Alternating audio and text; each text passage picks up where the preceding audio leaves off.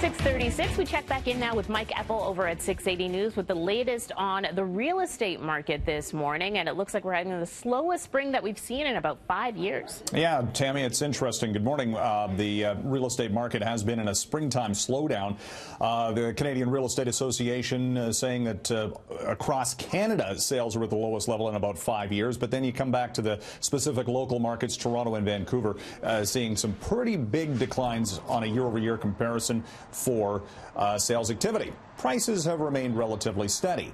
What are the big banks doing to spur on some selling or buying? Well, the TD and the BMO now offering some deep discounts on their 5-year variable rate mortgages, down to 2.45%. Now, it's interesting, the TD, for example, was one of the first to raise the posted 5-year closed mortgage rate to well over 5%, but these discount rates now posted quite attractive, and maybe that's a signal that the banks are looking to try to get a little bit of business activity here in the slow springtime real estate market.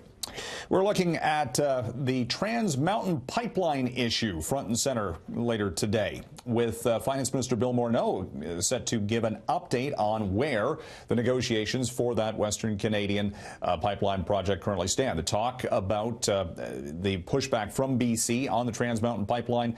The federal government is on record saying that pipeline is going to be built, and there's been some talk about maybe some government investment into the Kinder Morgan project. So is that why the Finance Minister is going to be holding a news conference later today? We'll hear more about that from Bill Morneau.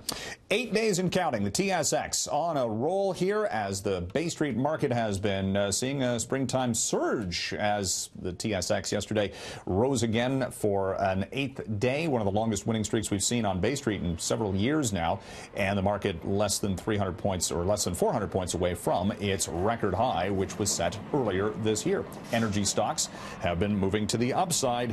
We also saw yesterday shares of Hydro One bounce off a record low as the utility company reported better earnings. The board of directors in the political spectrum, this has been a hot button issue on the politics Ontario campaign, certainly with the board of directors at Hydro One voting in favor and getting shareholder approval to raise their pay package for the year. And coming back to the price for oil a little bit, the price for crude above $71 per barrel this morning. And the early forecast for Thursday at the pumps here in the GTA, according to Enpro, going up by another penny to $1.39.9 per liter. That's it from here. We'll send it back to the studio.